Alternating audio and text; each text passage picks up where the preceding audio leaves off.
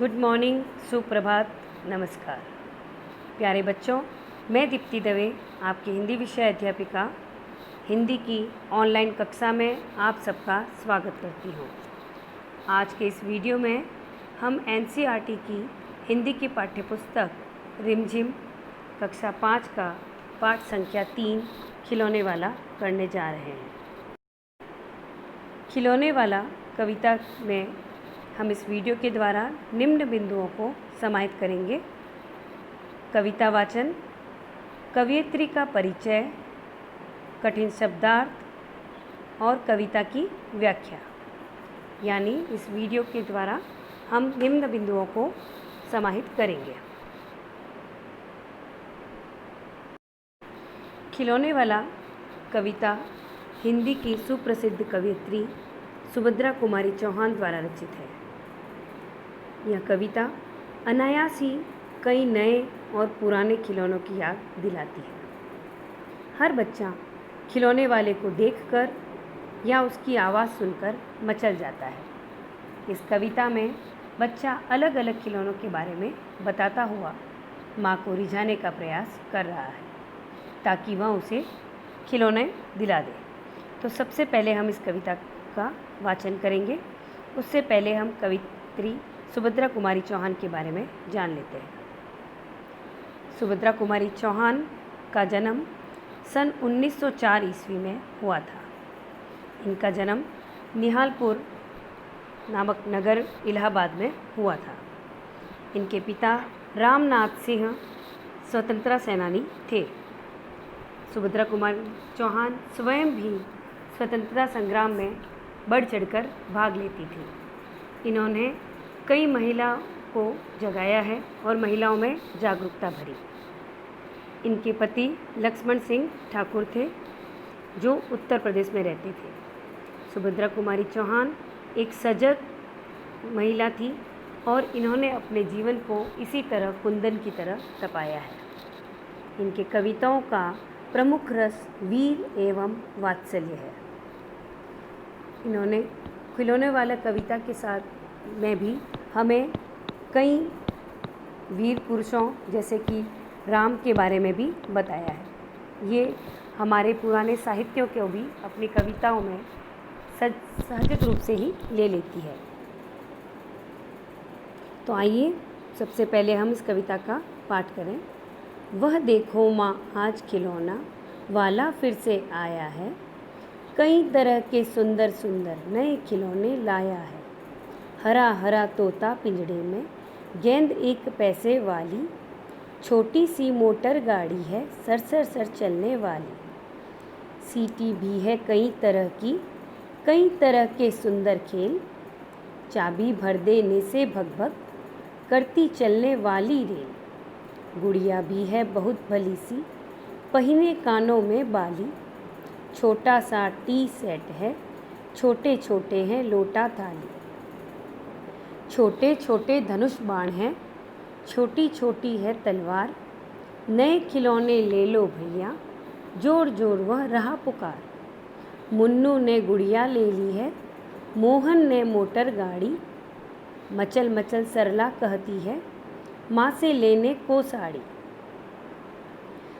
कभी खिलौने वाला भीमा क्या साड़ी ले आता है, साड़ी तो वह कपड़े वाला कभी कभी दे जाता है।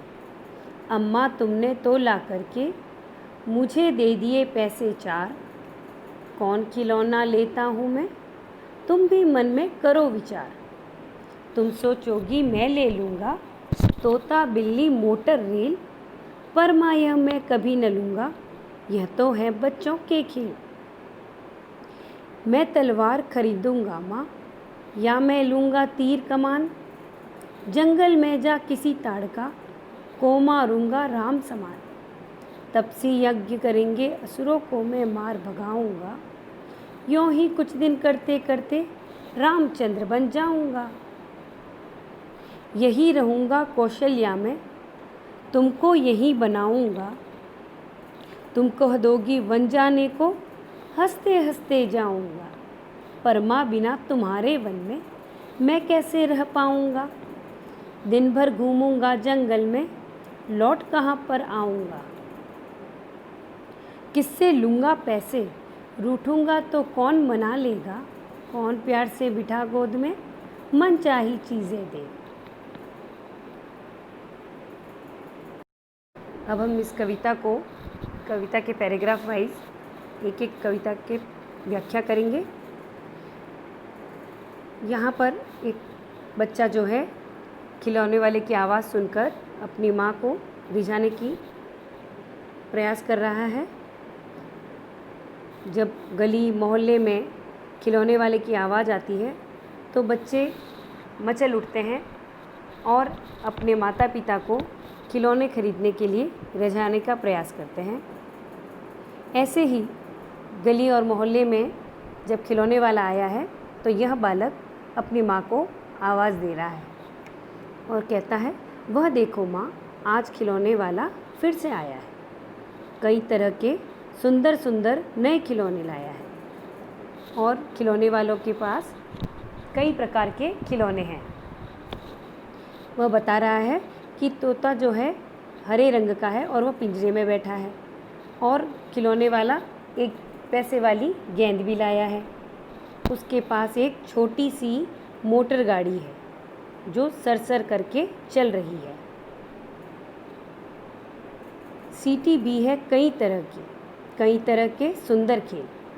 चाबी भर देने से भगभग करती चलने वाली रे। गुड़िया भी है बहुत भली सी, पहिने कानों में बाली। छोटा सा टी सेट है, छोटे छोटे हैं लोटा थाली। इन पंक्तियों में बालक ने बताया है कि खिलौने वाला जो है कौन कौन से खिलौने लाया है। उसके पास कई प्रकार की सीटियाँ भी हैं। सीटी जिसे बच्चे मुंह में रखकर आवाज़ करते हैं। उसके पास कई तरह के सुंदर खेल भी हैं। छोटे छोटे खेल जो होते हैं, लूडो होते हैं, शतरंज होते हैं, ऐसे अनेक प्रकार के जो गेम हैं वो खिलौने वाले के पास होता है। चाबी भर देने से भगभग करती चलने वाली रे। कुछ खिलौने ऐसे भी होते हैं जो चाबी भरने से चलते हैं। कुछ मोटर से चलते हैं, कुछ बैटरी से चलते हैं, कुछ हमें हाथ से चलाने पड़ते हैं। और बालक को एक चाबी से चलने वाली रेल अच्छी लगी है। गुड़िया भी है बहुत भली सी, पहिने कानों में बाली। अक्सर बच्चों को गुड़िया, गुड्डे आदि खिलौने बहुत पसंद आते हैं। टेडी बियर आदि भी बालकों के बहुत पसंदीदा खिलौने हैं। उसी खिलौने वाले के पास एक ऐसी गुड़िया दिखी है जो बहुत भली सी है, बहुत अच्छी सी है और उसने कानों में बाली पहन रखी है, यानी आभूषण पहन रखे हैं। छोटा सा टी सेट है। उस खिलौने वाले के पास एक छोटा सा टी सेट भी है, यानी जिसके अंदर चाय बनाते हैं, चाय सर्व करते हैं, चाय पीते हैं। छोटे छोटे हैं लोटा थाली, यानी हमारी रसोई के सामान भी उसके पास हैं। छोटे से लोटे हैं, छोटे से थाली है। बच्चों को घर घर के खेल खिलौने भी अच्छे लगते हैं। छोटे छोटे धनुष बाण हैं, है छोटी छोटी तलवार। नए खिलौने ले लो भैया, जोर जोर वह रहा पुकार। मुन्नू ने गुड़िया ले ली है, मोहन ने मोटर गाड़ी। मचल मचल सरला कहती है, माँ से लेने को साड़ी। इस पैराग्राफ में, इस कविता की पंक्तियों में बालक कह रहा है कि माँ, खिलौने वाले के पास छोटे छोटे धनुष बाण हैं और छोटी छोटी तलवार भी है। खिलौने वाली तलवार बच्चों को अच्छी लगती है। जब मेले में खिलौने वाले के पास बच्चे जाते हैं तो कई बार खिलौने वालों से धनुष, बाण, तीर, तलवार खरीदने का आग्रह करते हैं। वह माँ से नए नए खिलौने लेने के लिए कह रहा है और कहता है कि माँ, खिलौने वाला पुकार पुकार के कह रहा है कि मुझसे नए खिलौने ले लो। मन्नू ने गुड़िया ले ली है, मोहन ने मोटर गाड़ी। वह अन्य बच्चों का उदाहरण देते हुए बता रहा है कि उसके मित्रों में से मुन्नू ने तो गुड़िया ली है, उसके एक मित्र मोहन ने मोटर गाड़ी ले ली है और उसकी एक सहेली सरला जो है वह मचल मचल के कहती है कि माँ, तुम साड़ी ले लो। कविता की अगली पंक्तियों में कवित्री ने बताया है, कभी कभी खिलौने वाला भी माँ क्या साड़ी ले आता है। साड़ी तो वह कपड़े वाला कभी कभी दे जाता है, अम्मा तुमने तो ला करके। यहाँ पर बालक कह रहा है, अपनी समझदारी, अपने सयानेपन का उदाहरण दे रहा है। वह बता रहा है कि वो कितना समझदार है। तो उसने कहा है, जो सरला अपनी माँ से कह रही है कि माँ तुम साड़ी ले लो, बच्चा बता रहा है माँ कभी खिलौने वाला भी साड़ी लेकर आता है? साड़ी तो कौन लाता है, कपड़े वाला कभी कभी दे जाता है। इस प्रकार बच्चा इस पंक्तियों में अपनी समझदारी का और सयानेपन का सबूत दे रहा है। आगे की पंक्तियों में देखता है बच्चा ऐसा क्यों कह रहा है। वह कह रहा है, अम्मा तुमने तो लाकर के मुझे दे दिए पैसे 4, कौन खिलौना लेता हूँ मैं, तुम भी मन में करो विचार। तुम सोचोगी मैं ले लूँगा, तोता बिल्ली मोटर रेल, पर माँ यह मैं कभी न लूँगा, ये तो है बच्चों के खेल। उसने कहा है, माँ आपने तो मुझे 4 पैसे लाकर दे दिए हैं, कौन खिलौना लेता हूँ मैं, यानी मैं कौन सा खिलौना लेता हूँ, यह आप भी तो विचार करो, या ये भी मैं ही विचार करूँगा। आप सोच रही होंगी कि मैं ले लूँगा, मैं तोता लूँगा, बिल्ली लूँगा, मोटर गाड़ी लूँगा, रेलगाड़ी लूँगा, पर माँ यह मैं कभी नहीं लूँगा। क्यों नहीं लेगा? क्योंकि ये तो हैं बच्चों के खेल। अगली पंक्ति में उसने स्पष्ट किया है कि ये तो बच्चों के खेल हैं, यानी बालक अपने आप को बड़ा समझ रहा है। वह अपने आप को सयाना बता रहा है कि मैं बड़ा समझदार हूँ, तुम्हारे दिए गए पैसों को मैं फिजूल खर्च नहीं करूँगा, मैं उनका सही उपयोग लूँगा। अगली पंक्तियों में कवित्री ने कहा है, मैं तलवार खरीदूँगा माँ, या मैं लूँगा तीर कमान, जंगल में जा किसी ताड़ का को मारूँगा राम समान, तपसी यज्ञ करेंगे असुरों को मैं मार भगाऊँगा, यों ही कुछ दिन करते करते रामचंद्र बन जाऊँगा। इन पंक्तियों में बालक कह रहा है कि माँ मैं तलवार खरीदूँगा या फिर मैं तीर कमान खरीदूँगा। तीर कमान यानी तीर धनुष। और जंगल में जा किसी ताड़का को मारूँगा राम के समान। राम के बारे में आप सब जानते हैं, हमने कई अपने दादा दादी नाना नानी से राम के बारे में, राम के चरित्र के बारे में सुना है। रामायण के प्रमुख पात्र राम हैं। उन्होंने ताड़का नामक एक राक्षसी को मारा था। तो बालक ने ये कहानियाँ सुन रखी है, इसीलिए वह अपने आप को वीर राम के अनुसार उनके समान ताड़का नामक राक्षसी को मारने की अभिलाषा करता है, इच्छा करता है। तपसी यज्ञ करेंगे असुरों को मैं मार भगाऊंगा। वह कहता है यह तलवार जो मैं खरीदूंगा या जो तीर कमान खरीदूंगा, उससे मैं जो तपस्वी यज्ञ करते हैं, तपसी यानी तपस्वी, असुर यानी राक्षस, तो मैं जो तपस्वी जो हैं यज्ञ करते हैं और उनके इस यज्ञ कार्य में जो राक्षस प्रवृत्ति के लोग होते हैं वह उसमें विघ्न डालते हैं, यानी बाधा डालते हैं, मुश्किलें खड़ी करते हैं, उनको मैं मार भगाऊंगा, उनको वहाँ से हटा दूंगा। यों ही कुछ दिन करते करते रामचंद्र बन जाऊंगा। और मैं इसी तरह करते करते, असुरों को भगाते भगाते और तपस्वियों की मदद करते करते मैं भी रामचंद्र के समान वीर बन जाऊंगा। आगे की पंक्तियों में कवि ने कहा है, यही रहूँगा कौशल्या में, तुमको यही बनाऊंगा। मैं भी यहाँ पर वन में ही रहूँगा और मैं तुम्हें कौशल्या बनाऊंगा। कौशल्या भी रामायण का ही एक पात्र है, राम की माता है, उनका नाम कौशल्या है। और बालक भी चाहता है कि माँ आप भी राम की माता के समान कौशल्या बनेंगी। तुम कह दोगी वन जाने को, हंसते हंसते जाऊँगा। यहाँ भी एक रामायण का अंश जो है, इससे हमें कवित्री ने परिचय करवाया है कि राम ने अपनी माता की आज्ञा का पालन करते हुए 14 वर्ष के वनवास को मान लिया था कि वे वन को जाने के लिए राज़ी हो गए थे। और वह भी बालक भी कहता है, अगर माँ तुम भी मुझे वन जाने को कहोगी तो मैं हंसते हंसते चला जाऊँगा। पर माँ, यहाँ पर बालक, अगली पंक्तियों में बच्चे की यहाँ पर मुश्किल बताई गई है। पर माँ बिना तुम्हारे वन में मैं कैसे रह पाऊँगा, दिन भर घूमूँगा जंगल में, लौट कहाँ पर आऊँगा। मैं दिन भर जंगल में घूमूँगा तो वापस लौट कर किसके पास आऊँगा। यहाँ पर अपना बच्चा अपनी उलझन बता रहा है। पहले की पंक्तियों में तो बच्चे ने बताया वह राम बनना चाहता है, वन जाना चाहता है, तपस्वियों की मदद करना चाहता है और रामचंद्र के समान बनना चाहता है। और इन पंक्तियों में भी कहा गया है कि वह अपनी माँ को भी कौशल्या के समान मानता है और वह माँ की आज्ञा के अनुसार वन जाने को भी तैयार है। लेकिन यहाँ बच्चे की उलझन है कि वह अगर वन चला जाएगा तो वहाँ किसके पास रहेगा। दिन भर जंगल में तो घूमता रहेगा, लेकिन लौटकर किसके पास आएगा।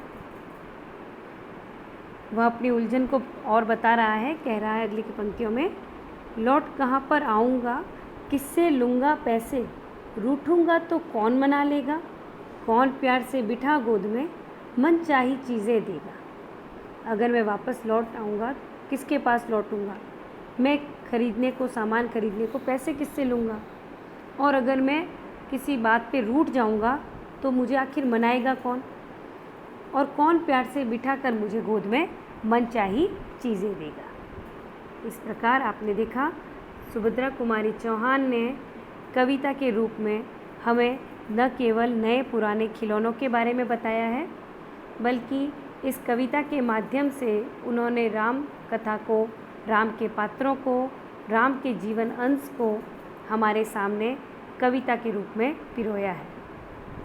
इस कविता में कई तुकबंदी वाले शब्द हैं।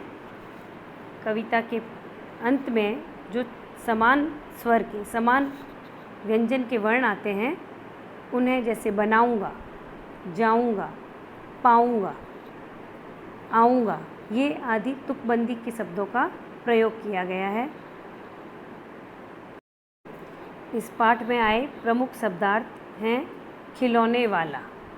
खिलौने वाला शब्द जो है संज्ञा के साथ वाला शब्द लगाने से हुआ है। वाला प्रत्यय लगाने से खिलौना एक संज्ञा शब्द है, यानी खिलौना संज्ञा शब्द के साथ वाला प्रत्यय लगाने से बना है शब्द खिलौने वाला। और इसका अर्थ होता है वह व्यक्ति जो खिलौने बेचता है।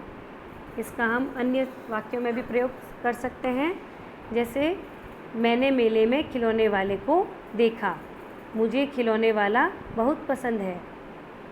अगला शब्द है लोटा। लोटे का अर्थ होता है पानी रखने का छोटा पात्र।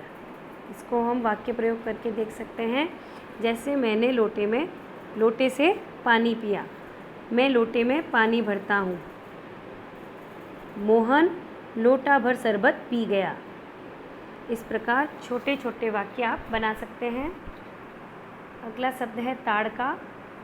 मैंने आपको कविता के साथ ही बताया, यह ताड़का शब्द रामायण संदर्भ में आया है।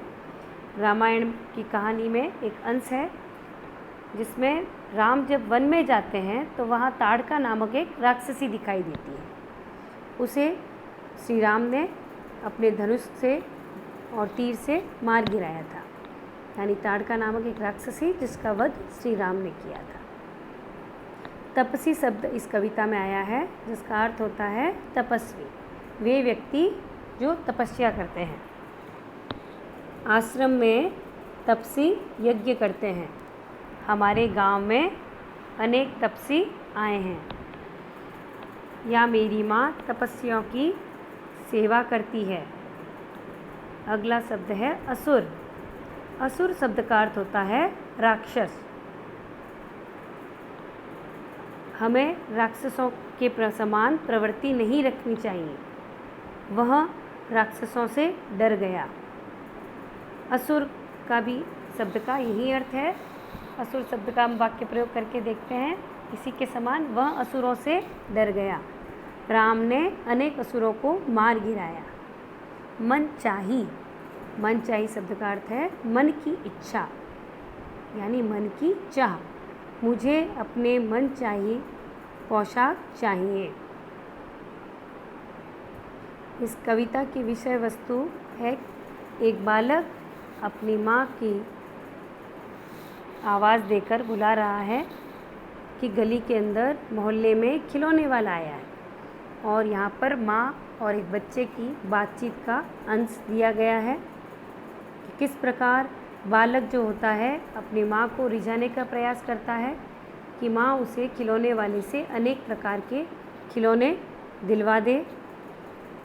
और इसी कविता के माध्यम से कवयित्री ने हमें राम के जीवन चरित्र के बारे में बताया है।